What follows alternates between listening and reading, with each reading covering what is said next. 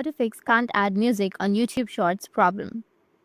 So if you want to fix can't add music on your YouTube Shorts problem, then what you need to do is first you need to just open up your settings on your device. After opening your settings, you need to scroll down, go with apps.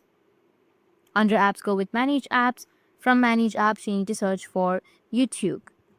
After searching, you need to tap on YouTube and then go with clear data, which is on the bottom right, and then tap on clear cache and tap on OK. And this might fix your problem. But if this doesn't fix your problem, then the other solution is you can just simply go back and open up your Play Store. From your Play Store, you need to go with search and search for YouTube. After searching for YouTube, if you have any updates on your YouTube, you need to go and update the application. After updating, your problem might be fixed.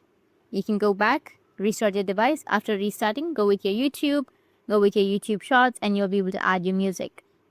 That's it, and if you have any questions, feel free to comment below. Thanks for watching.